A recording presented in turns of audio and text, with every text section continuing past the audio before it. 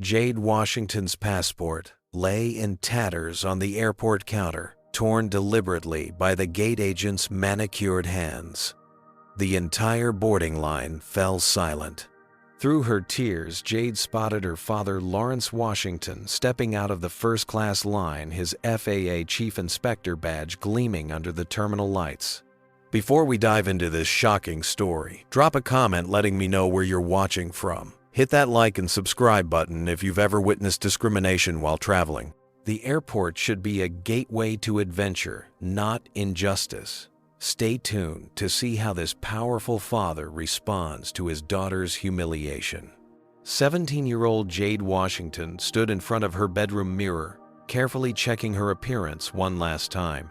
Her passport photo taken 3 years ago showed a slightly younger face, but the resemblance was unmistakable. She tucked the navy blue passport into her crossbody bag and took a deep breath. After months of preparation, countless late nights studying, and fierce competition against students from across the country, she had won the National Youth Leadership Summit's grand prize, an all-expenses-paid trip to Paris to represent American students at an international academic conference. Jade breakfast is ready, called her mother Amelia Washington from downstairs. The Washington family home in the suburbs of Atlanta reflected their professional success and educational values. Walls lined with books, framed academic certificates, and family photos showing their travels around the world. Amelia, a respected neurosurgeon at Johns Hopkins who commuted between Baltimore and Atlanta, had prepared a special breakfast to celebrate Jade's first solo international trip. Lawrence Washington, Jade's father, sat at the kitchen island, reviewing some documents, when Jade bounded down the stairs with her carry-on luggage. "There she is, our little ambassador," Lawrence said with pride, his eyes crinkling at the corners. At 48, Lawrence had spent over 20 years building his career at the Federal Aviation Administration, rising through the ranks to become one of the highest-ranking black executives in the organization. His current position as Chief FAA Officer meant he oversaw aviation safety regulations and compliance across multiple states. "Dad, I'm not little anymore," Jade laughed, sliding onto a bar stool and accepting the plate of Belgian waffles her mother offered. "You'll always be my little girl, Paris or no," Paris Lawrence replied, closing his folder. "But speaking of Paris, I need to go over a few things with you before we head to the airport." Lawrence let her enjoy breakfast first, Amelia said, placing a cup of fresh orange juice next to Jade's plate. "It's okay, Mom. I know Dad just wants me to be prepared." Lawrence nodded and pulled out a small notebook. International travel checklist, passport visa confirmation, emergency contact information, currency exchange. "Dad, we've been over this 3 times already," Jade said, cutting a piece of waffle. "I've got everything organized exactly how you taught me." I know, Lawrence conceded with a smile. "But there's something else I want to talk to you about." His expression grew more serious.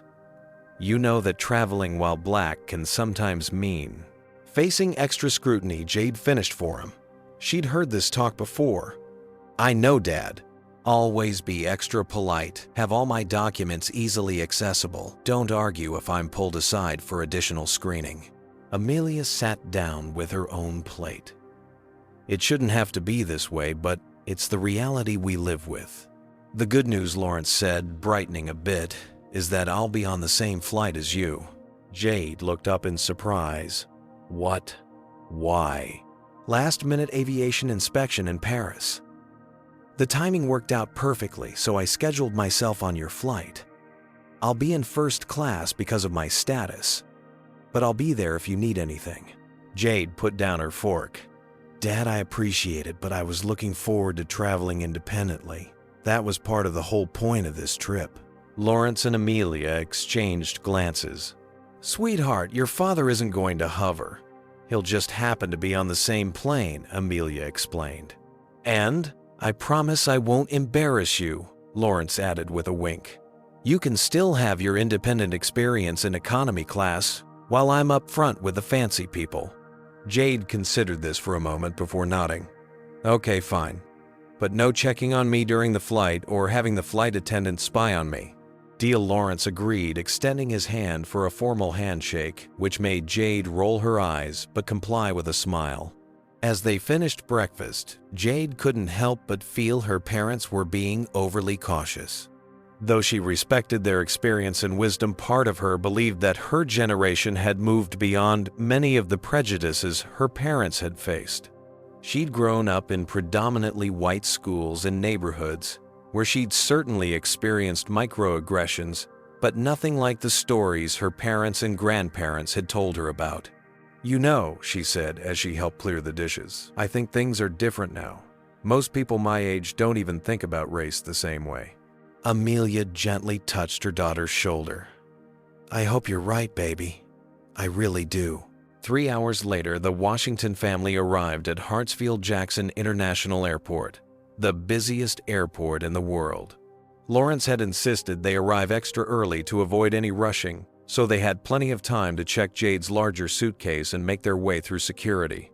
"Remember, we'll separate after security since I need to stop by the Admirals Club to pick up some documents, but we can meet briefly before boarding if you'd like," Lawrence said as they approached the TSA checkpoint.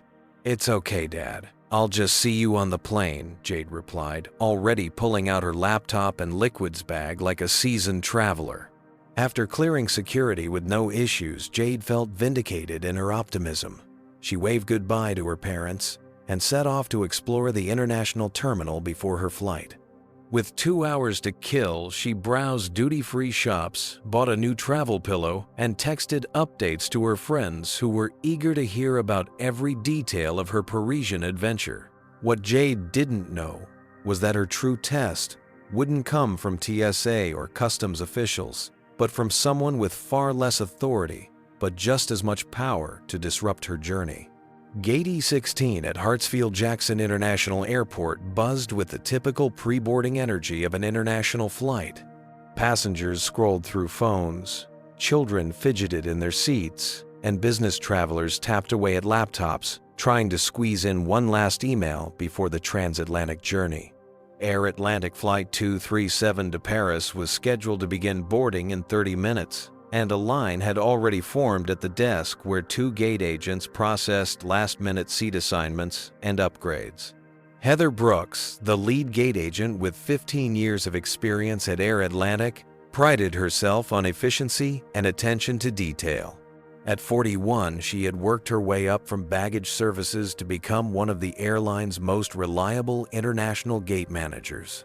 Her sleek blonde bob and perfectly pressed navy uniform projected an image of consummate professionalism. "Next, please." Heather called, her voice carrying that particular airport cadence designed to be heard over the terminal noise.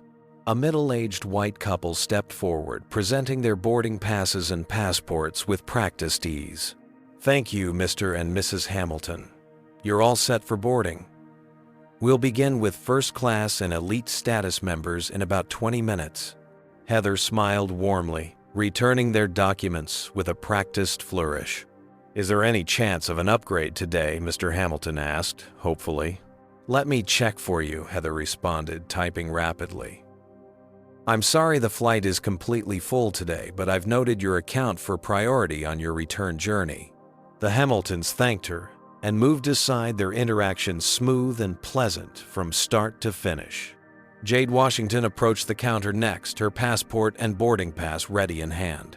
She had changed into her favorite travel outfit, black leggings, a comfortable oversized sweater, and clean white sneakers, practical yet stylish for the long flight.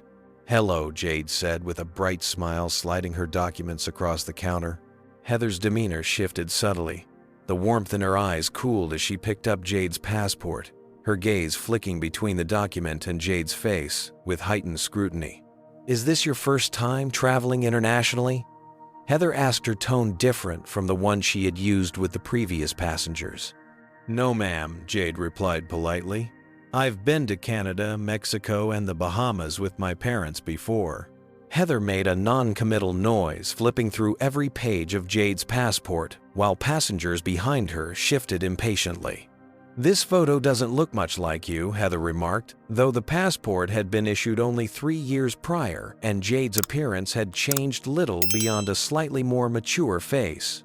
It was taken when I was 14, Jade explained calmly, remembering her father's advice to always remain composed during travel questioning. I'm 17 now. Heather's eyes narrowed slightly. And you're traveling alone to Paris? Yes, ma'am. I won an academic competition. I'm representing my school at an international youth leadership conference. Behind Jade, a line had formed, and several passengers were checking their watches or shifting their weight from one foot to the other. A white businessman in his 30s sighed audibly. Could we move this along? He called out. Some of us have connections to make. Heather ignored him, continuing her interrogation of Jade. And who paid for this trip? Jade maintained her composure, though her cheeks burned with embarrassment at being questioned so publicly. The National Youth Leadership Summit. It's a scholarship prize.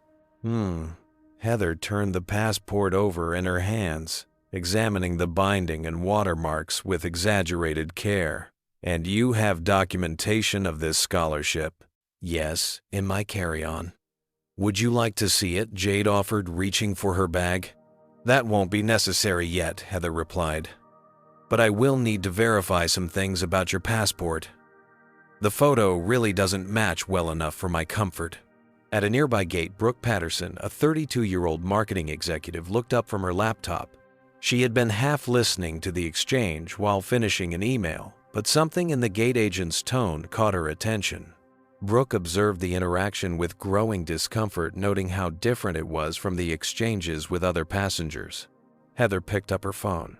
Keith, could you come to gate E16, please? I need a second opinion on some documentation. She hung up and offered Jade a thin smile. My supervisor will be here shortly. Jade checked the time on her phone. Boarding would begin in 15 minutes, and her heart rate quickened with anxiety. Is there a problem with my passport? It's valid for another 7 years. We'll see what my supervisor says, Heather replied, curtly motioning for Jade to step aside without returning her passport. Jade moved to the side of the counter, her stomach knotting with tension as other passengers were processed quickly, none receiving the same level of scrutiny. A few gave her sympathetic glances as they passed, while others averted their eyes, unwilling to acknowledge the disparity in treatment. Keith Davidson, a balding man in his mid-50s with a substantial paunch stretching his supervisor's uniform, arrived at the gate 5 minutes later. Heather immediately pulled him aside, speaking in hushed tones, while periodically glancing in Jade's direction. Brooke Patterson closed her laptop, now fully attentive to the unfolding situation. She had witnessed similar scenes before and recognized the familiar pattern of unwarranted suspicion directed at a young black traveler. She debated whether to intervene, weighing her discomfort against the potential awkwardness of inserting herself into the situation. Keith approached Jade, with Heather following closely behind her expression, suggesting she had convinced her supervisor of her concerns.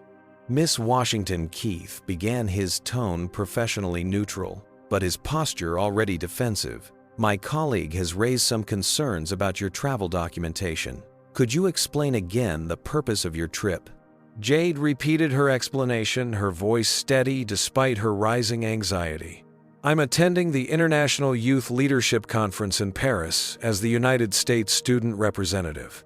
I won the position through a national academic competition. And you're traveling alone.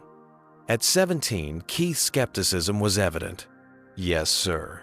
My parents are very supportive of my independence, Jade replied, not mentioning that her father was actually on the same flight.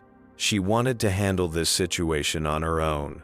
Keith examined the passport, frowning slightly. The photo is somewhat unclear. It's a standard passport photo taken 3 years ago at the post office, Jade explained. I haven't changed much since then.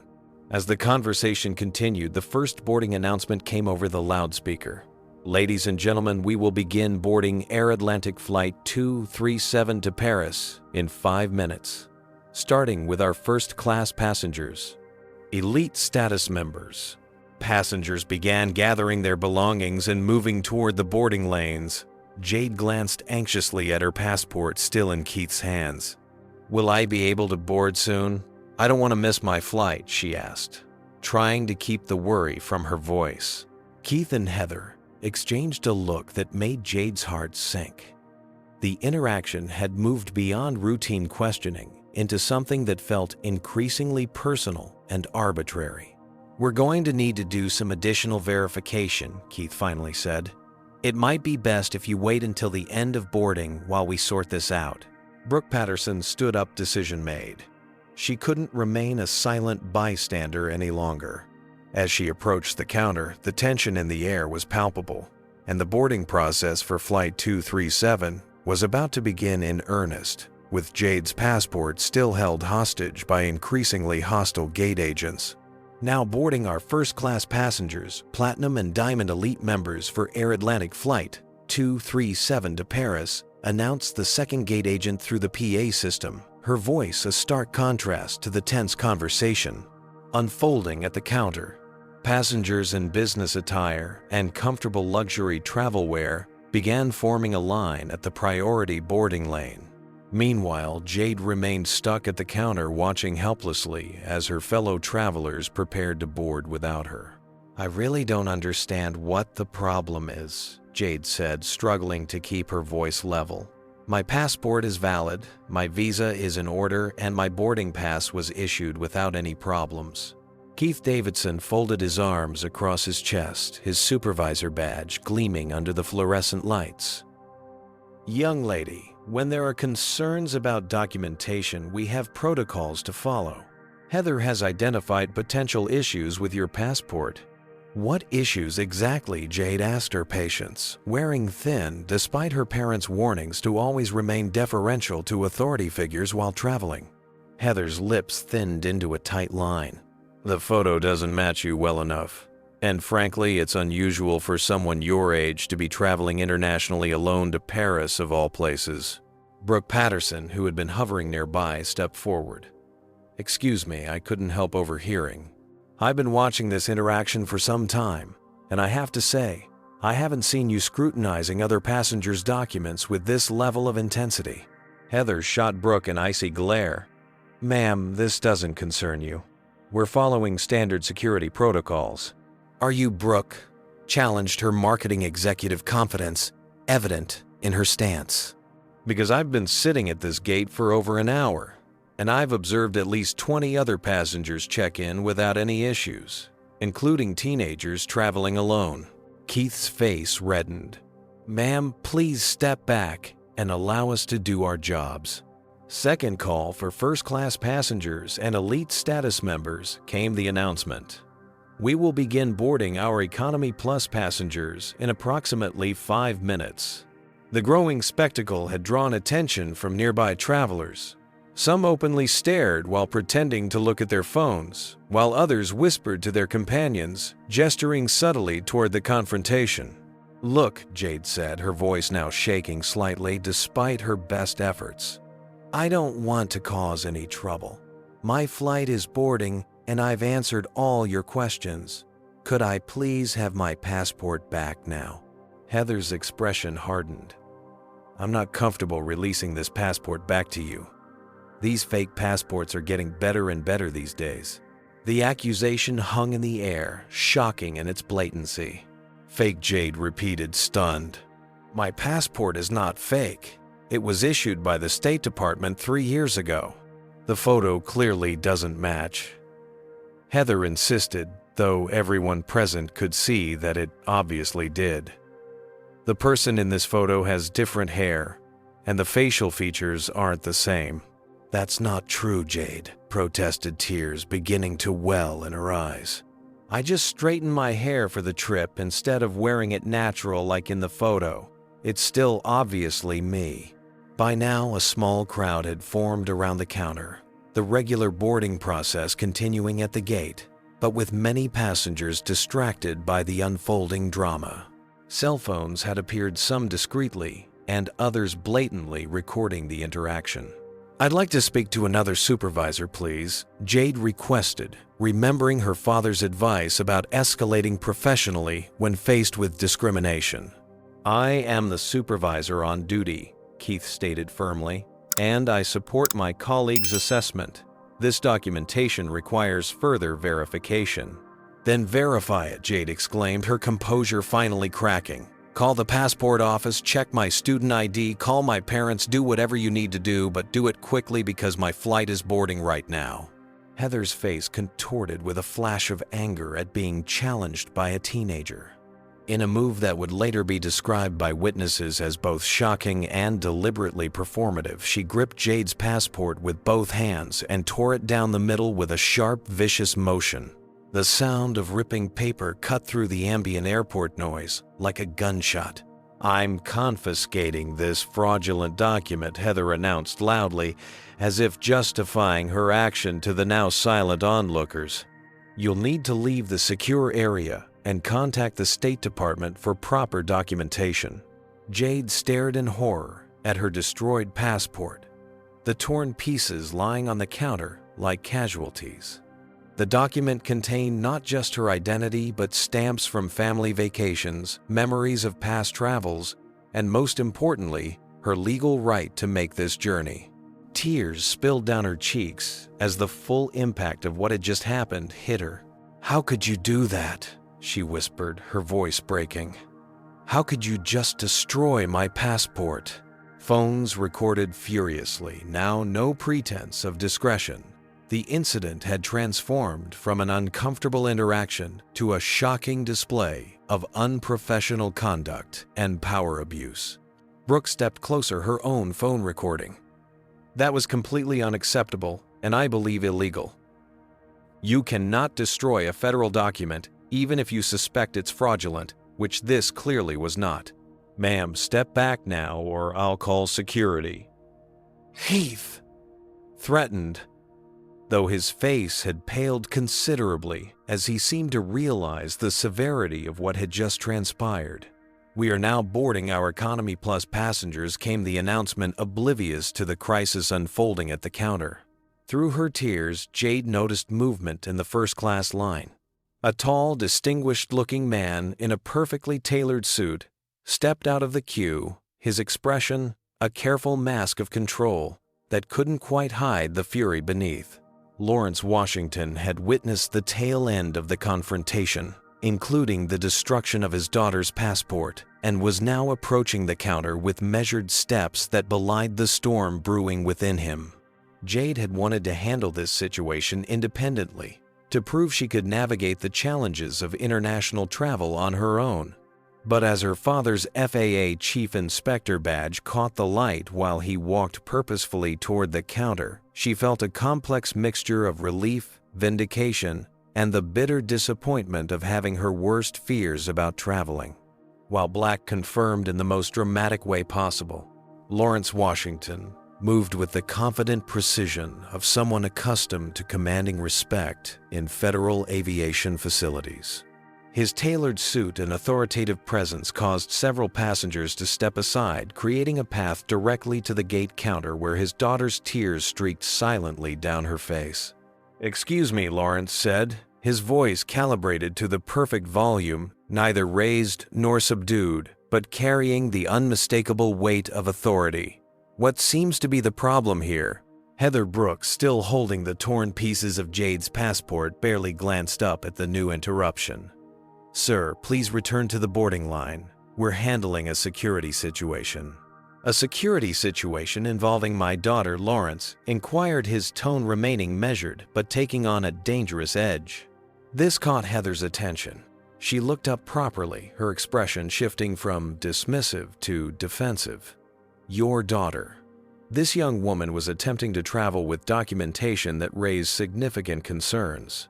"So significant that you felt authorized to destroy a United States passport?" Lawrence asked, gesturing toward the torn document on the counter. Keith Davidson, sensing the shift in dynamics, attempted to reassert control. "Sir, I understand you're concerned, but we have procedures for suspicious documentation. If you're related to this young woman, perhaps you can help us understand why she's attempting to travel internationally alone with questionable identification." Lawrence's jaw tightened almost imperceptibly.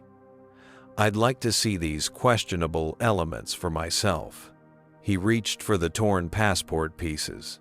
"I can't allow that," Heather interjected, placing her hand over the destroyed document. "We've confiscated this as a potentially fraudulent government document." "Confiscated or destroyed without authorization," Lawrence clarified, reaching into his breast pocket.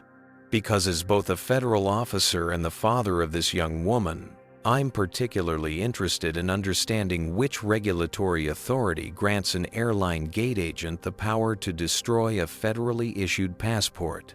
He withdrew his credentials, allowing the FAA Chief Inspector badge and ID to rest in his palm where both Heather and Keith could clearly see it.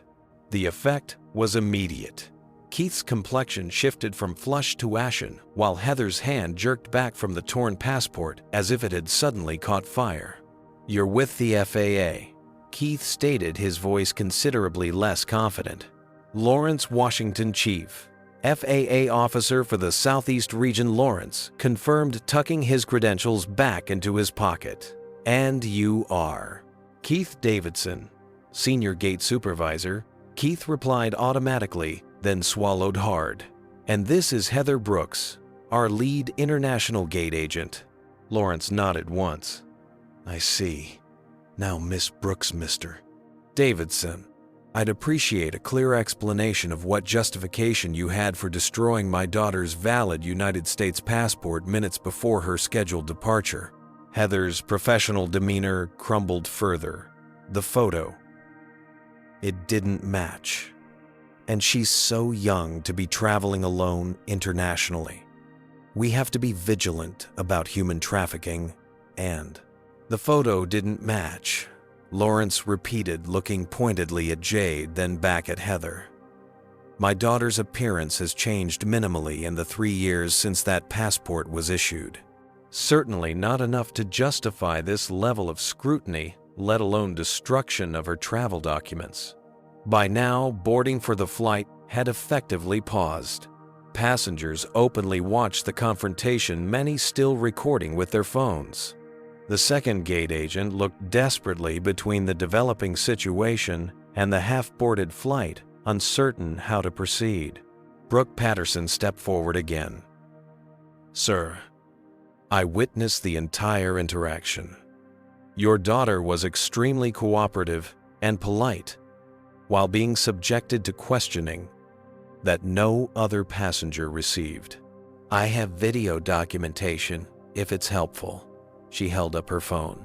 "I was just about to call airline customer service myself when you arrived." "Thank you, miss." Lawrence turned slightly toward Brooke. "Patterson." "Brooke Patterson." Lawrence nodded gratefully. "Miss Patterson, I appreciate your willingness to speak up." The tension at the gate had attracted attention beyond the immediate area.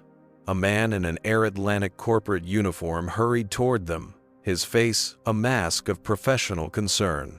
"What's happening here?" he asked, taking in the scene with a quick sweep of his eyes. Keith seemed relieved at the newcomer's arrival. "Marcus, thank goodness, we have a situation." "A situation where a gate agent tore up my daughter's valid passport while making unfounded accusations about its authenticity." Lawrence interrupted his calm precision-making, the words all the more damning. Marcus Bennett, Regional Director for Air Atlantic, blanched as he processed this information, his eyes darting to the torn passport on the counter, then to Jade's tear-streaked face, before settling on Lawrence's FAA credentials, which he had once again produced. "Sir, I'm Marcus Bennett, Regional Director. On behalf of Air Atlantic, I want to express my immediate and sincere apologies for whatever misunderstanding has occurred here." "This wasn't a misunderstanding, Mr. Bennett," Lawrence replied. "This was a deliberate act of discrimination against my daughter, culminating in the illegal destruction of her federal travel documentation." Bennett nodded rapidly. "I assure you this matter will be addressed with the utmost seriousness. If you would allow me to arrange a private area where we can discuss this further and find an immediate solution for your daughter's travel needs." Before we move to any private discussion, Lawrence said firmly, "I want to be clear about what happens next. I expect immediate administrative leave for the employees involved pending a full investigation, formal documentation of this incident, and I will be personally filing reports with the Department of Transportation, the State Department, and the FAA regarding the unauthorized destruction of a federal passport and the discriminatory treatment my daughter received. Bennett swallowed hard. Yes, sir. Completely understood. Jade, who had remained silent during her father's intervention, finally spoke up. Dad, my flight. Everyone's waiting to board. Lawrence turned to his daughter, his expression softening momentarily. Don't worry about the flight, Jade. We'll sort this out. He turned back to Bennett. Mr. Bennett, I believe you have some immediate arrangements to make. My daughter won a prestigious academic scholarship to represent the United States at an international youth conference in Paris. Her documentation was in perfect order until your employee destroyed it. I expect Air Atlantic to rectify this situation immediately. The confrontation had reached a critical juncture. Lawrence Washington stood unwavering. Jade attempted to regain her composure, and the Air Atlantic employees faced the consequences of actions that would soon become a viral symbol of the discrimination that many black travelers regularly endured. What would you have done if you witnessed this scene at the airport? Comment 1 if you would have stepped up like Brooke did, or 2 if you would have stayed quiet. And what do you think should happen to Heather and Keith? Like this video if you believe there should be serious consequences for discriminatory actions like these, and subscribe to see how this powerful father handles the aftermath of his daughter's humiliation. How far up the corporate ladder will this incident go? And what will happen to Jade's dream trip to Paris? Stay tuned to find out how this shocking confrontation resolves. Within 15 minutes of Lawrence Washington's intervention, the dynamics at Gate E16 had transformed dramatically. Airport security personnel had established a perimeter around a small conference room adjacent to the gate area where the Washington family had been escorted, along with Marcus Bennett, Air Atlantic's regional director. The original flight to Paris, now significantly delayed, was being held at the gate while frantic arrangements were made behind the scenes. Inside the conference room, Jade sat, with her elbows on the polished table, her hands covering her face as she tried to process the whirlwind of emotions coursing through her. The initial shock and humiliation had given way to a complex mixture of anger, vindication, and exhaustion. Here, sweetheart, Lawrence said softly, handing her a bottle of water he'd procured from a sympathetic flight attendant. Small sips. Jade accepted the bottle with a weak smile. Thanks, Dad. After a moment, she added, I'm sorry. Lawrence's brow furrowed. Sorry. What on earth do you have to be sorry about? I wanted to handle it myself, to prove I could travel independently without causing a scene or needing you to step in. She gestured vaguely toward the door. So much for that. Lawrence pulled his chair closer to his daughter's and placed a gentle hand on her shoulder. Jade, listen to me. What happened out there wasn't your fault. You did everything right. You were polite, cooperative, and tried to resolve the situation professionally. The failure was entirely on their part. Outside the conference room, the muffled sounds of urgent conversations and rapid footsteps suggested the incident had escalated well beyond a simple gate dispute. Marcus Bennett was currently on a video call in the corner of the room, his voice low, but his gestures animated as he spoke with someone clearly high up in the corporate chain. I understand the severity, sir. Yes, Mr. Reynolds is being briefed now.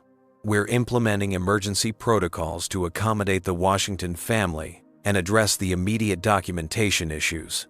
Lawrence caught fragments of the conversation and recognized the name. Timothy Reynolds was the CEO of Air Atlantic, a fact that confirmed the airline understood the gravity of what had transpired. A knock at the door preceded the entrance of a harried-looking customer service representative carrying a tablet and several documents. Mr. Washington, miss. Washington, I'm Clara Jimenez from our executive customer service team. I need to gather some information from you to expedite our emergency passport procedures. Lawrence nodded. I've already contacted my colleagues at the State Department. They're preparing emergency documentation that can be transmitted electronically and printed with authorization here at the airport. Clara looked relieved. That's excellent, sir. In the meantime, we've rebooked both you and your daughter on tomorrow morning's direct flight to Paris in first class. We'll also arrange overnight accommodations at the airport Hilton and provide meal vouchers for your inconvenience. That won't be necessary, Lawrence replied. If the emergency documentation arrives within the next hour as expected, I see no reason why my daughter can't continue on today's flight as originally planned. But sir, the flight is already delayed and the documentation process will be expedited, Lawrence finished for her. My daughter has an important academic commitment in Paris, and I won't allow the discriminatory actions of your staff to derail her opportunity. Clara glanced uncertainly at Marcus, who had just ended his video call and approached the table. Mr. Washington is right, Marcus said, his voice carrying the weight of a decision clearly made at the highest levels. We need to do everything possible to get Miss Washington to Paris today on this flight. The airline will absorb any additional costs or logistical challenges. As they spoke, Jade's phone buzzed repeatedly with notifications. She glanced down and her eyes widened. Dad, she said, quietly, turning the screen toward him. The video of the incident had already gone viral. Number Justice for Jade was trending on multiple platforms, with the clip of Heather tearing her passport being shared hundreds of thousands of times within the first hour. News outlets were picking up the story, and requests for interviews were flooding in through Jade's social media accounts. Lawrence frowned, taking the phone and scrolling through the notifications. This complicates things. I didn't post anything, Jade clarified quickly. Other passengers must have shared their videos. Marcus Bennett looked physically pained as he peered at the screen. Our communications team is preparing a statement, but I want to personally assure you that Air Atlantic condemns the actions taken by our employees in the strongest possible terms. Both individuals have been placed on immediate administrative leave pending a full investigation. Lawrence handed the phone back to Jade. Mr. Bennett, I appreciate the swift action, but administrative leave is merely the beginning. This incident represents a systemic failure in your training, supervision, and corporate culture. I completely agree. Marcus nodded earnestly. Mr. Reynolds has authorized me to inform you that Air Atlantic will be implementing comprehensive changes to our training programs and creating new protocols specifically addressing unconscious bias and discriminatory practices. Jade, who had been quietly absorbing the conversation, finally spoke up. What about other people? This has happened to people who didn't have an FAA Chief Officer as a father. Who speaks for them? Her question hung in the air, penetrating through the corporate damage control to the heart of the issue. Before anyone could respond, another knock came at the door. A woman in a business suit entered carrying a tablet. Mr. Washington, I'm Tanya Morris from the State Department's Emergency Services Division. We have your daughter's temporary emergency passport documentation ready for authorization. As Tanya set up her tablet to process the documentation, Jade's phone rang. The screen displayed Mom, and she quickly answered. Jade, Lawrence, are you both all right? I just saw the video online.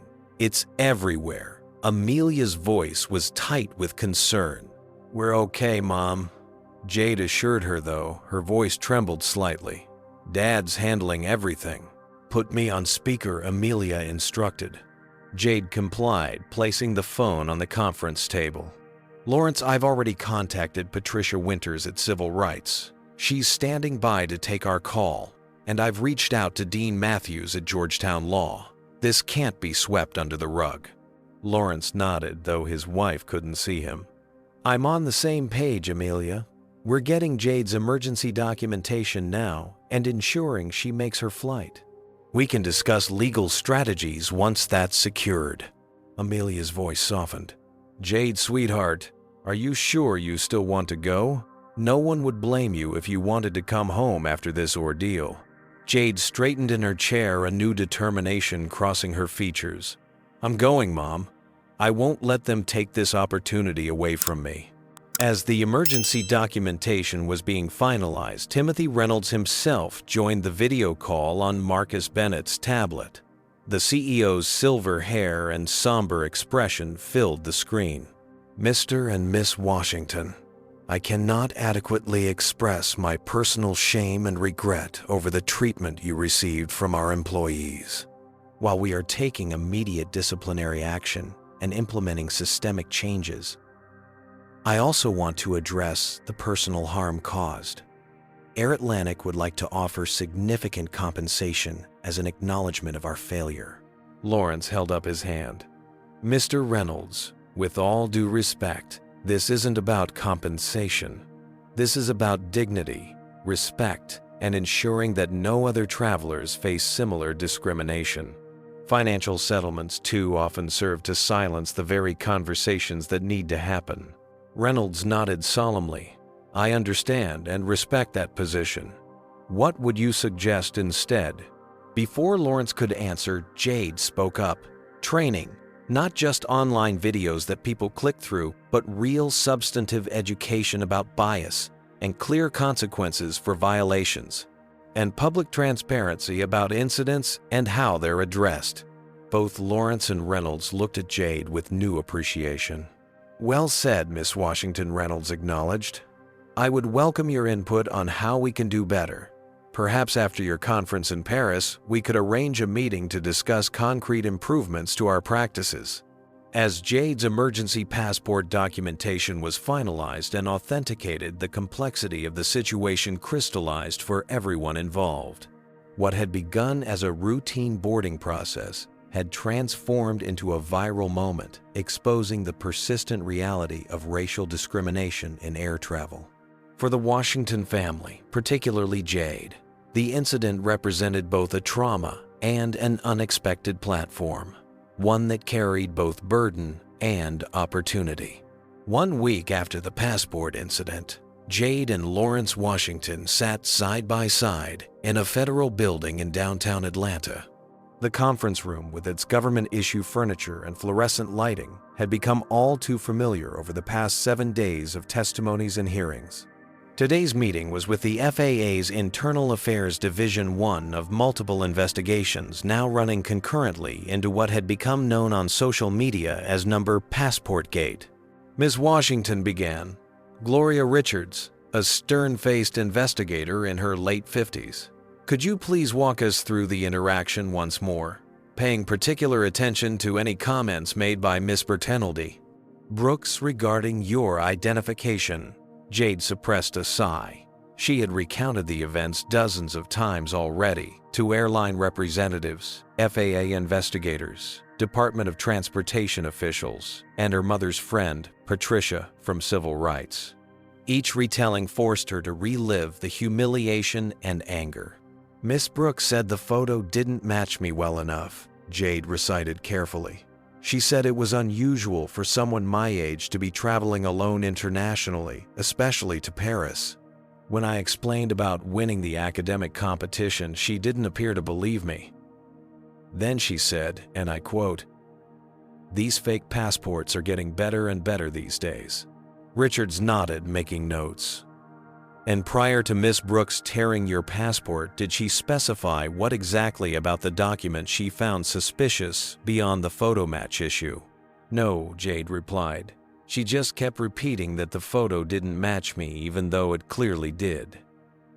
My hair was straightened instead of natural like in the photo, but that was the only difference. Across the table, Lawrence listened intently. Though he'd been present for most of these interviews, FAA protocol required him to recuse himself from direct involvement in the investigation due to his personal connection to the case. It was a frustrating position for a man accustomed to leading such inquiries, but he understood the importance of maintaining procedural integrity. Thank you, Miss Washington, Richards said before turning her attention to a folder in front of her.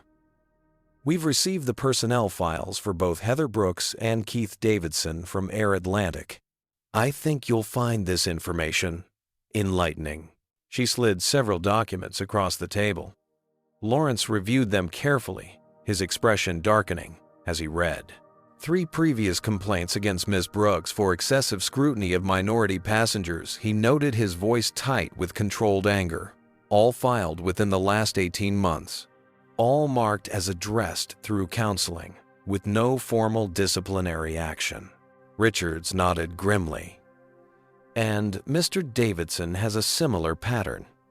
2 complaints specifically mentioning his failure to intervene when gate agents under his supervision were accused of discriminatory behavior.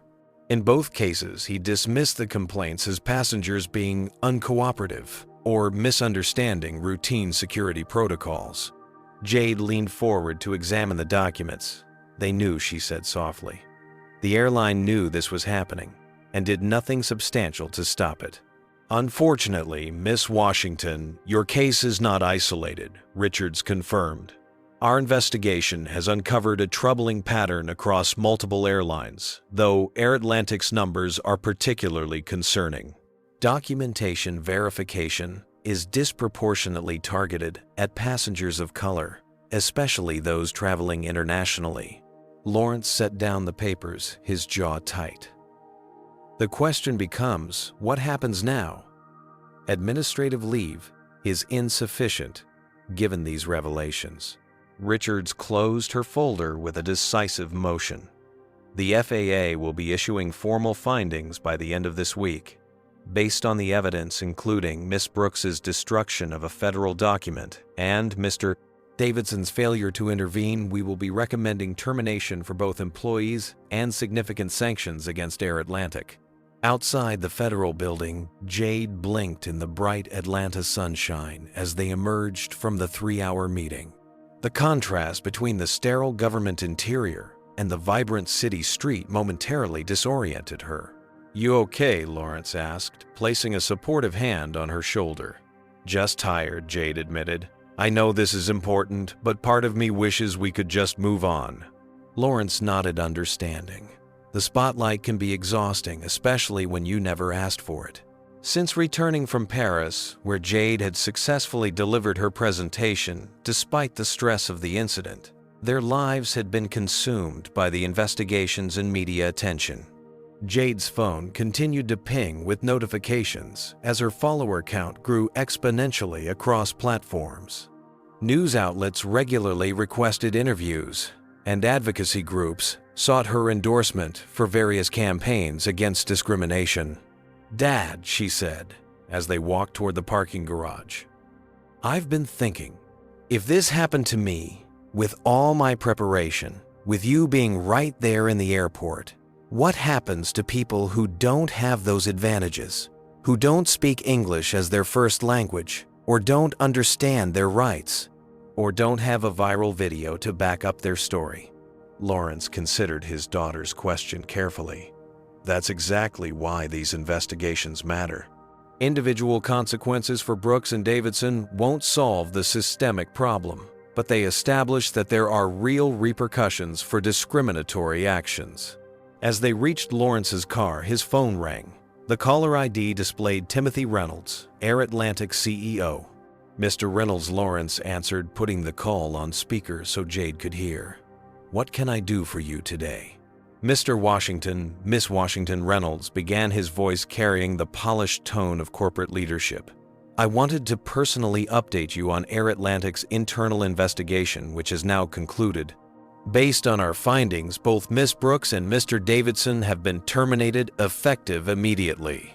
Jade and Lawrence exchanged glances. "That's appropriate," Lawrence responded evenly. "However, as I'm sure you're aware, termination of 2 employees doesn't address the structural issues that allowed this incident to occur." "I completely agree," Reynolds replied, sounding genuinely contrite. "Which is why I'm calling. Air Atlantic is implementing a comprehensive overhaul of our training and compliance procedures. We're bringing in external consultants specializing in anti-discrimination practices, revising our complaint procedures to ensure proper documentation and follow-up, and establishing a passenger advocacy office with direct reporting to executive leadership.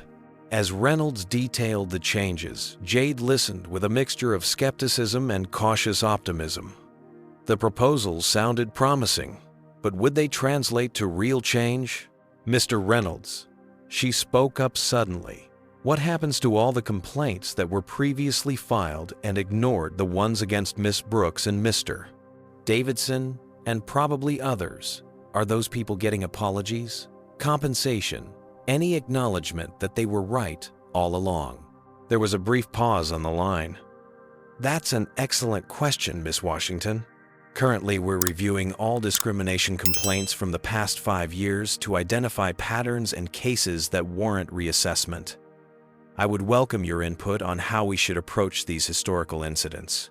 The conversation continued for several more minutes, with Reynolds extending another invitation for Jade to consult on Air Atlantic's reform initiatives. After ending the call, Jade and Lawrence sat in the car, not yet starting the engine. "He seems sincere," Jade observed cautiously. Perhaps Lawrence agreed. "Though I suspect the viral nature of your incident and the potential financial impact on the airline are powerful motivators." Cynical much, Dad Jade smiled slightly, the first genuine smile he'd seen in days. Realistic, Lawrence corrected. "But that doesn't mean good can't come from it. Sometimes it takes a spotlight and public pressure to create meaningful change." As they drove home, Jade's phone chimed with an email notification. She opened it to find a message from Gloria Richards containing a file attachment. "Dad, Miss Richards sent something. It's a document titled Industry-Wide Analysis of Discrimination Complaints in Air Travel 2020 to 2025. That wasn't supposed to be released until next month," Lawrence remarked, surprised. "She must want us to see it early." Jade quickly scanned the document, her eyes widening. According to this, there were over 3,000 formal complaints of discrimination filed against U.S.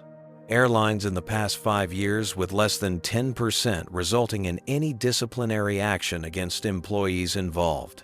"And those are just the formal complaints," Lawrence added grimly. "Many travelers don't know how or where to file, or simply don't believe it will make a difference." The statistics painted a sobering picture of the challenge ahead.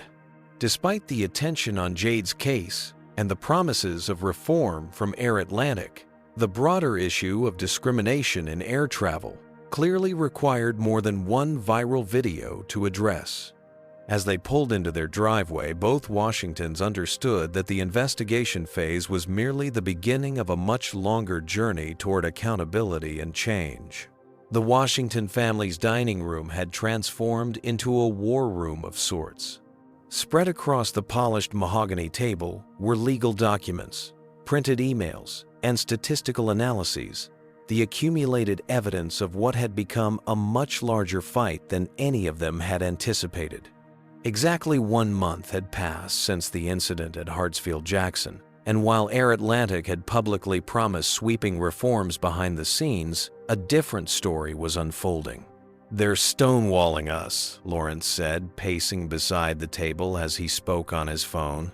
"Yes, Senator, I understand the complexities involved, but Air Atlantic has yet to implement any of the substantive changes they announced in their press conference." Jade sat at the far end of the table, scrolling through an email from Timothy Reynolds' office. The message was a masterpiece of corporate doublespeak, using phrases like phased implementation approach and comprehensive stakeholder alignment process to essentially communicate that nothing concrete had happened. "Dad," she interrupted, holding up her tablet, "the airline's newest proposal reduces mandatory anti-discrimination training from 16 hours to just 4, with the rest converted to self-guided online modules." Lawrence's expression hardened. He quickly wrapped up his call with the senator and turned his full attention to Jade's discovery. "May I see that?" he asked, reviewing the document with growing frustration. This directly contradicts Reynolds' public commitment to enhanced training protocols. Amelia Washington entered the room, carrying a tray of sandwiches, having taken a rare day off from her hospital duties to help navigate the latest developments. "You both need to eat something," she insisted, setting down the tray. Fighting institutional racism requires fuel. Just as they were settling in to review the new documents, Lawrence's work phone rang. The caller ID showed FAA Director's Office. Washington speaking. He answered his tone, immediately shifting to professional formality. The conversation that followed was brief but intense, with Lawrence mostly listening, occasionally responding with terse acknowledgments. When he finally ended the call, his expression was unreadable. "What is it?" Amelia asked, concern evident in her voice. Lawrence placed the phone carefully on the table. "That was Deputy Director Harmon. He strongly suggested that I recuse myself from any further involvement in the Air Atlantic investigation due to perception of conflict of interest." "But you've already formally recused yourself from the official investigation," Jade pointed out. "You're just advocating as my father now." "Exactly," Lawrence agreed. "But apparently some of my colleagues believe I'm using my position to exert undue influence over the process." Harmon implied that continuing to pursue a personal agenda could trigger a professional review. The implication hung heavily in the air. Lawrence's distinguished career, built over decades of dedicated service, was now potentially at risk. "This is retaliation," Amelia stated flatly, plain and simple. Before Lawrence could respond, Jade's laptop chimed with an incoming video call from Brooke Patterson, the marketing executive who had witnessed and recorded the original incident.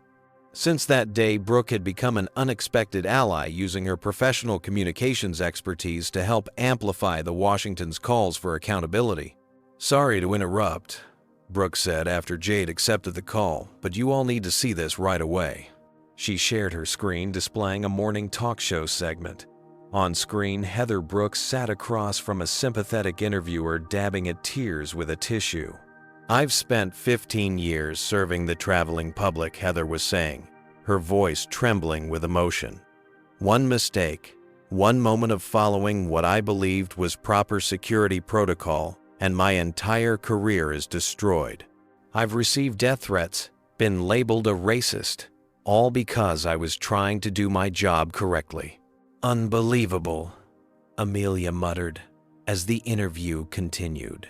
The host leaned forward, his expression concerned. "Would you say you're being scapegoated by the airline industry?" "Absolutely." Heather nodded emphatically. "Airlines are under tremendous pressure to process passengers quickly. When security concerns arise, we have seconds to make decisions. Now I'm being publicly vilified for trying to protect against potential documentation fraud." Jade stared at the screen in disbelief. "She tore my passport in half, on camera. How is she spinning this?" "It gets worse," Brooke warned, forwarding through the interview. "Listen to this part." The host was now addressing the audience directly. "Some critics have suggested that Lawrence Washington, an FAA Chief Officer and father of the young woman involved, may be using his considerable influence to make an example of Miss Brooks. We reached out to the FAA for comment on these allegations of potential abuse of power, but they declined to respond." Lawrence's phone immediately began buzzing with notifications. The narrative was shifting, attempting to transform Heather from perpetrator to victim, and cast doubt on Lawrence's motivations and professional integrity. "Turn it off," Amelia said firmly. "We've seen enough." As Brooke ended the screen share, she looked apologetic. This interview is generating significant traction online. Several aviation industry blogs are picking up the overzealous bureaucrat angle, suggesting Lawrence is leading a witch hunt against frontline employees who are just trying to maintain security standards. The coordinated pushback wasn't limited to media narratives. Later that afternoon, Lawrence received a call from a colleague at the Department of Transportation, warning him that industry lobbyists were actively working to frame Jade's incident as isolated and exceptional rather than indicative of broader discriminatory practices. They're arguing that widespread policy changes based on a single high-profile incident would create unnecessary regulatory burden, his colleague explained discreetly. Several airlines have formed a coalition to address passenger concerns while maintaining operational flexibility. corporate doublespeak, for maintaining the status quo.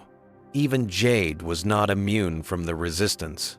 When she checked her social media accounts that evening, she found her mentions flooded with newly created accounts questioning her story, suggesting she had exaggerated the incident for attention, and even claiming the viral video had been gloat, selectively edited to make Heather look worse. "They're trying to exhaust us," Amelia observed as they gathered in the living room that evening, the weight of the day's developments heavy on all of them. "Wear us down until we accept whatever cosmetic changes they're willing to make just to end this." Jade closed her laptop, visibly drained. "Maybe they're right.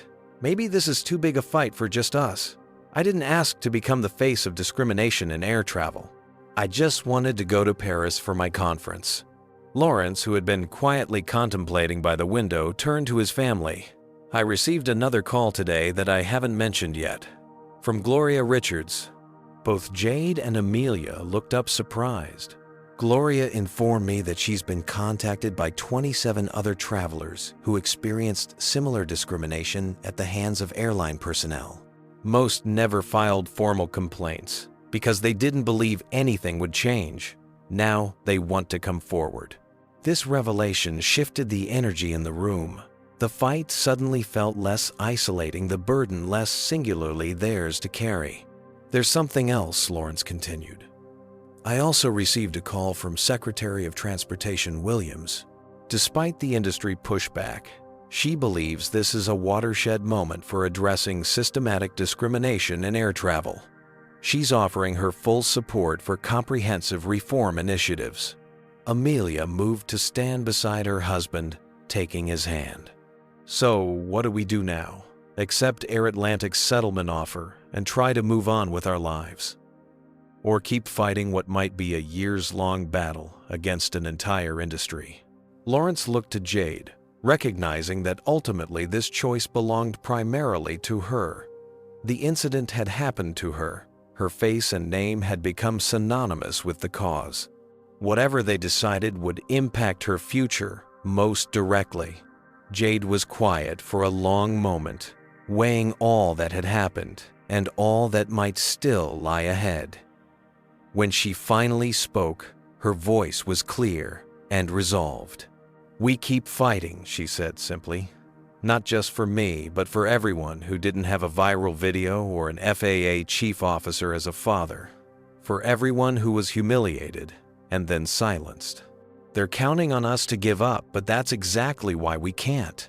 The path forward wouldn't be easy. Industry resistance would likely intensify. The personal attacks would continue, and the professional risks to Lawrence remained very real. But in that moment, the Washington family stood united in their determination to transform a traumatic incident into meaningful, lasting change, regardless of how forcefully the status quo pushed back. 2 days after the Washingtons decided to continue their fight, they convened a strategy session in a private meeting room at Amelia's law firm. Around the large conference table sat not just the Washington family, but a coalition of allies who had come together to support their cause. Gloria Richards, the civil rights attorney who had been investigating airline discrimination cases for years, sat reviewing documents through reading glasses perched on the end of her nose. Beside her was Brooke Patterson, who had taken a leave of absence from her marketing executive position to volunteer her communications expertise. Representatives from 3 passenger rights organizations, 2 civil rights groups, and a consumer protection agency completed the assemblage. "Thank you all for coming," Lawrence began, standing at the head of the table. "What began as a personal incident has clearly touched a nerve within a much larger community. We need to channel this momentum strategically." Jade, who had spent the previous evening organizing her thoughts, opened her laptop and projected a slide onto the wall screen. "I believe we need to approach this on 3 fronts simultaneously," she stated with the confidence of someone twice her age: legal action, media advocacy, and policy reform. Gloria Richards nodded approvingly. "I've been building a class action case against the major airlines for discriminatory practices for nearly 2 years. With the Washington's case and the additional testimonies we've gathered, we now have the critical mass needed to proceed. The class action is essential, agreed Amelia, but legal battles can take years. We need parallel efforts that can create more immediate accountability. Brooke Patterson stepped in, pulling up her own presentation. I've analyzed the media coverage and public response patterns.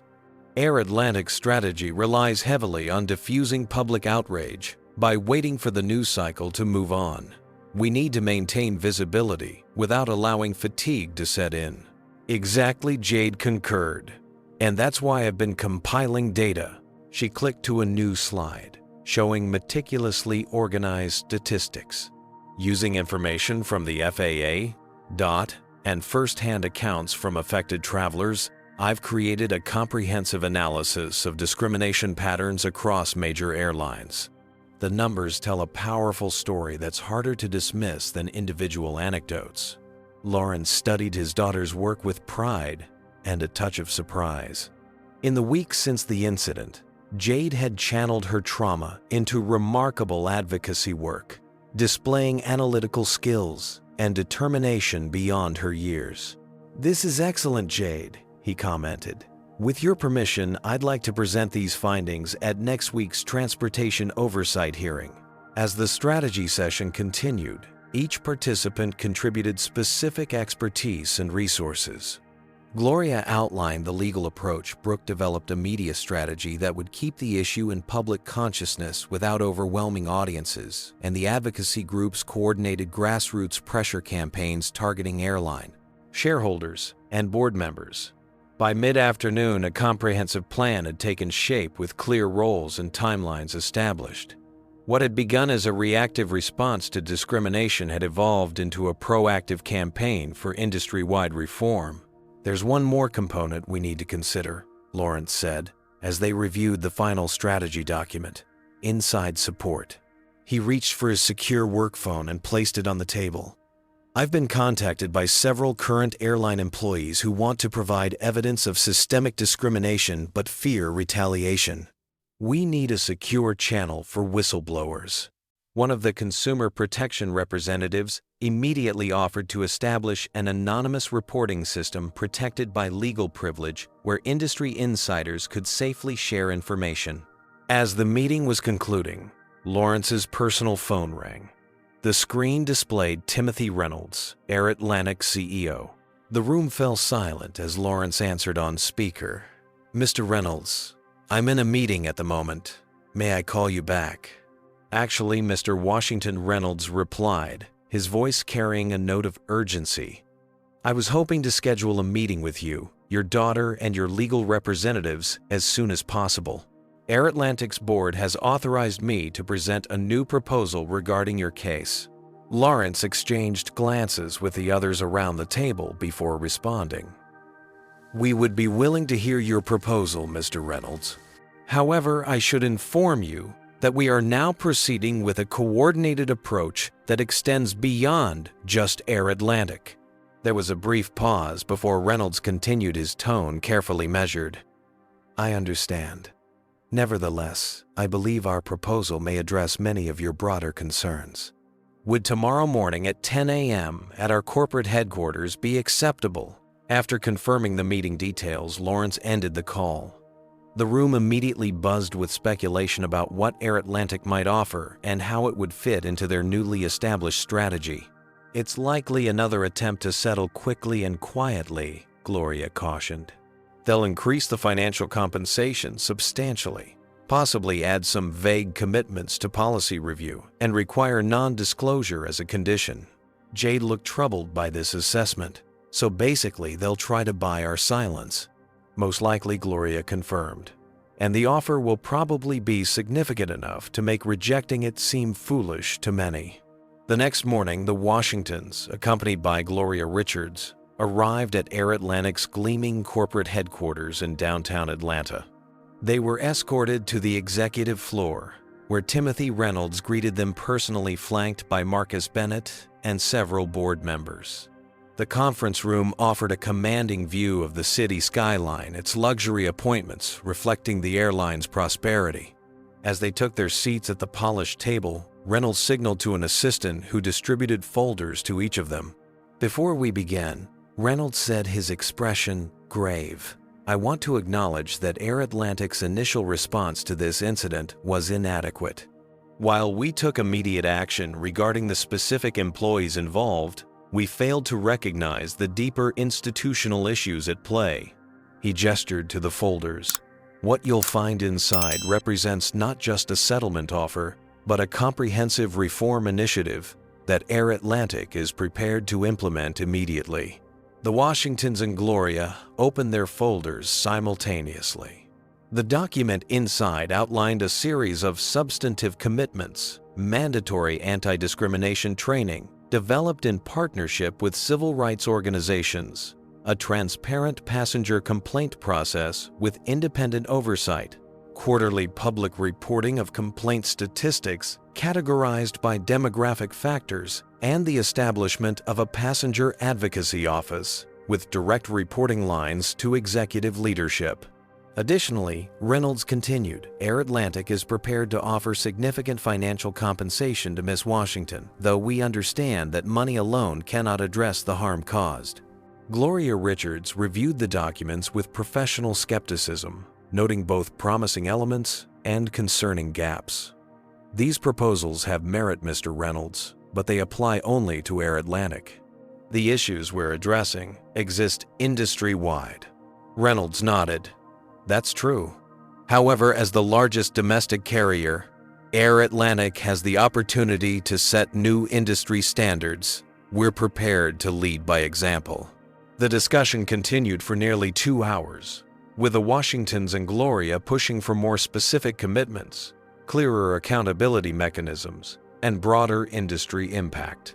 To their surprise, Reynolds and his team proved increasingly receptive to these demands. The turning point came when Jade, who had been quietly observing much of the discussion, finally spoke up. "Mr. Reynolds," she said, her voice steady and clear, "I appreciate the efforts outlined here. But I'm curious why the change of approach? Why are you now willing to implement substantial reforms when just last week your representatives were advocating for minimal changes?" A moment of uncomfortable silence followed before Reynolds responded with unexpected candor. "Miss Washington, to be perfectly frank, several factors influenced this shift. The class action lawsuit being prepared by Miss Richards represents a significant financial and reputational risk. The data analysis you've compiled has been shared with several of our major institutional investors who have expressed serious concerns.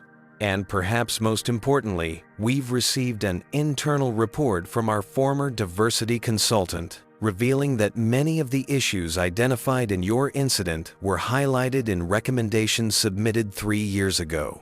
Recommendations that were repeatedly ignored or minimized by previous leadership." He leaned forward, making direct eye contact with Jade. "In other words, we've realized that the cost of maintaining the status quo now exceeds the cost of meaningful change. And speaking personally, I've come to believe that leading this change is not just good business, but the right thing to do." The Washington family exchanged glances, silently conferring. Lawrence gave an almost imperceptible nod to Jade, acknowledging that this was ultimately her decision to make. "Mr. Reynolds," Jade said, "finally, I believe Air Atlantic has an opportunity to transform a terrible incident into a catalyst for positive change. I'm willing to work with you to implement these reforms with one condition: no non-disclosure agreement. If we're going to create lasting change, transparency must be a cornerstone of the process." Reynolds hesitated only briefly before extending his hand. "Agreed, Miss Washington. No NDA. Let's set a new standard together." As they finalized the agreement, each party recognizing the significance of the moment, Jade felt a complex mixture of emotions. The settlement didn't erase the humiliation she had experienced, or the systemic problems that remained throughout the industry. But it represented a substantial first step, one that would create ripple effects far beyond a single torn passport at a single airport gate. The resolution strategy had succeeded not by compromising their principles, but by leveraging multiple pressure points simultaneously until meaningful change became the most rational choice, even for a corporation primarily concerned with its bottom line. It wasn't a perfect victory, but in the realm of institutional change, it was a remarkable achievement nonetheless. 6 months after the agreement with Air Atlantic, Jade Washington stood in the security line at Hartsfield-Jackson International Airport, experiencing a curious blend of déjà vu and profound difference. This time she was traveling to Paris, not for an academic conference, but for pleasure, a graduation trip before she began her freshman year at Georgetown University, where she had decided to study law with a focus on civil rights. Passport and boarding pass, please, requested the TSA agent, a middle-aged woman with a warm smile. Jade presented her documents, a brand new passport issued after the incident, though she had insisted on keeping the same photo as a small personal statement. The agent examined the passport efficiently, but thoroughly, comparing the photo to Jade's face before nodding and returning the documents. "Thank you, Miss Washington.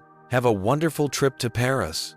The simple professional interaction, free from undue scrutiny or suspicion, shouldn't have felt remarkable, but it did. 6 months earlier, such routine treatment had seemed an impossible luxury for many travelers of color. Lawrence joined her after clearing his own security check, having taken time off to accompany his daughter on this trip, this time both flying first class on Air Atlantic's flagship Paris route. "Everything goes smoothly?" he asked, though he had been watching from a distance. "Perfectly normal," Jade confirmed with a smile. "Just the way it should be." As they walked toward their gate, they passed a training session in progress near an empty gate area. A diverse group of airline employees sat in a semicircle, engaged in what appeared to be a role-playing exercise led by a facilitator. Several of the participants wore badges with a distinctive logo, a stylized WP for Washington Protocol, the name given to the comprehensive anti-discrimination training program now being implemented across Air Atlantic. Lawrence nodded toward the session with satisfaction. Phase 3 rollout is ahead of schedule. By next quarter, every customer-facing employee will have completed the full 16-hour program. The Washington Protocol had become the centerpiece of Air Atlantic's reform initiatives, combining rigorous training with clear accountability mechanisms. What had begun as a settlement requirement had evolved into a point of pride for the airline, which now marketed itself as an industry leader in inclusive practices. "Dad," Jade said as they approached their gate look. At the Air Atlantic counter, a gate agent checked documents with practiced efficiency. Pinned prominently to her uniform was a badge indicating she had completed the Washington Protocol training. More significantly, her interactions with passengers appeared consistently respectful regardless of their appearance or background. As they settled into seats in the boarding area, Jade's phone chimed with an email notification. The sender was Heather Brooks. "It's her again," Jade said, quietly showing the screen to her father. Since her termination, Heather had undergone a remarkable transformation of her own. After her initial defensive posturing and media appearances, blaming others for her actions, she had experienced what she described in her first email to Jade as a painful reckoning with my own biases. Through therapy and education, some court-mandated, some voluntary, she had begun the difficult work of confronting the prejudices that had influenced her professional behavior. "Are you going to read it?" Lawrence asked, leaving the decision entirely to his daughter. Jade hesitated only briefly before opening the message. "Dear Jade, as you prepare for college, I wanted to express again how deeply sorry I am for the pain I caused you. My actions that day reflected the worst in me, and while I can never undo that harm, I hope that my ongoing work with the Passenger Rights Coalition helps prevent others from experiencing similar discrimination. The training program bearing your name is transforming how airline employees approach their responsibilities. Yesterday, I observed a session as part of my community service and witnessed genuine changes in perspective among participants. Your courage has created ripples that continue to spread throughout the industry. I wish you all the best in your studies and future endeavors.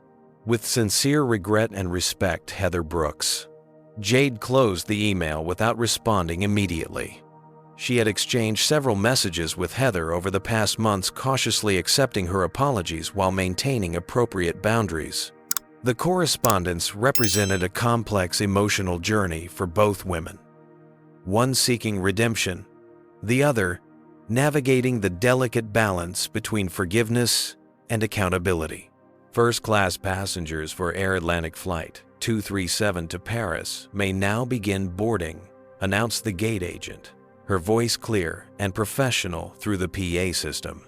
As Jade and Lawrence gathered their belongings, a group of young black travelers approached them, college students on their way to a study abroad program in France. "Excuse me," said one young woman hesitantly. "Are you Jade Washington?" When Jade confirmed her identity, the students expressed their gratitude, explaining how the Washington Protocol had made them feel safer traveling internationally. One young man admitted he had previously avoided flying whenever possible due to consistently negative experiences at security and gates. "My mom actually cried when she heard about the changes you helped create," another student shared. "She's been flying for 40 years and said this is the first time she's felt like someone was actually listening to our experiences."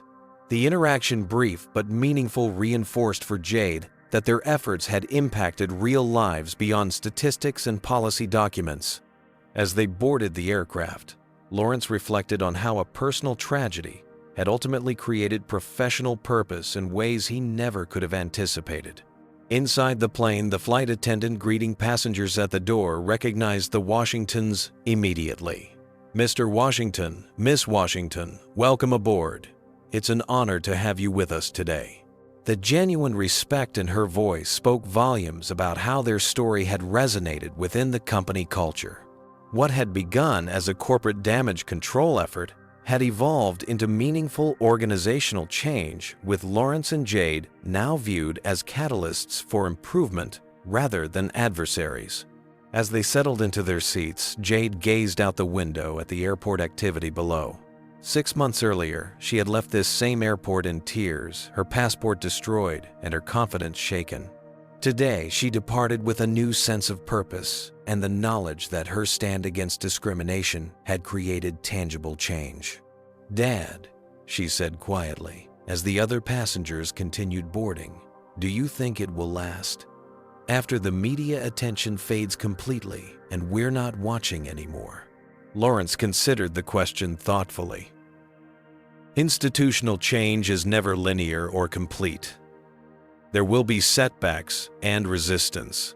But yes, I believe some of it will last, especially the parts that have been formalized into policies, training, and reporting systems." He smiled at his daughter, profound pride evident in his expression. "More importantly, you've helped create a template for how individual acts of courage can translate into systemic reform. That blueprint will outlast any specific policy."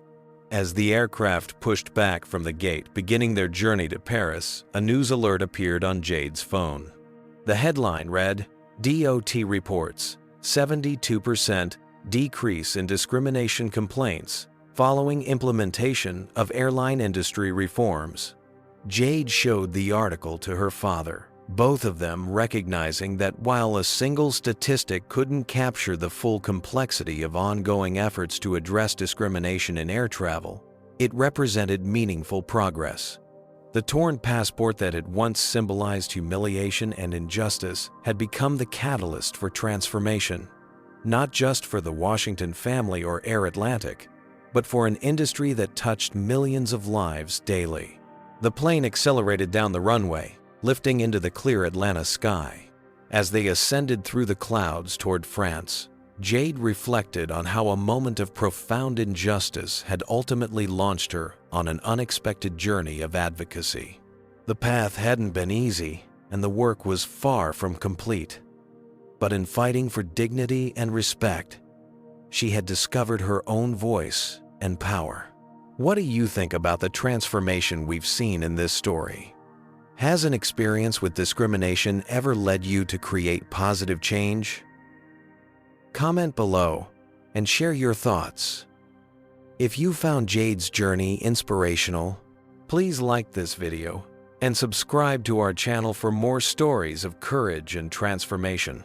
And remember, sometimes the most powerful changes begin with a single person brave enough to stand up against injustice.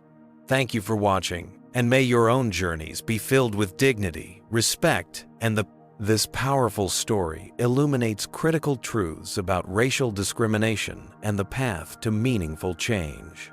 First, it demonstrates how bias exists not just in obvious acts of hatred, but in everyday interactions where authority and discretion intersect. The passport incident highlights how discrimination often manifests through heightened scrutiny, unequal application of rules, and presumptions of dishonesty. Second, it reveals the crucial difference between individual consequences and systemic reform. While removing biased employees is necessary, lasting change requires transforming policies, training protocols, and accountability structures. Third, it shows the power of documentation and data. Jade's experience became actionable because it was recorded, shared, and eventually connected to broader patterns of discrimination. Fourth, it underscores that privilege matters in fighting injustice. Lawrence's position granted access and credibility that many victims of discrimination lack, highlighting why systems must work for everyone, not just those with connections. Finally, and perhaps most importantly, it demonstrates that change requires persistence against powerful resistance. When discrimination is embedded in systems, those systems fight back through deflection, retaliation, and attempts to exhaust advocates for change. The Washington family's journey reminds us that the path to justice is rarely straightforward, but with strategic advocacy, coalition building, and unwavering determination, transformative change is possible.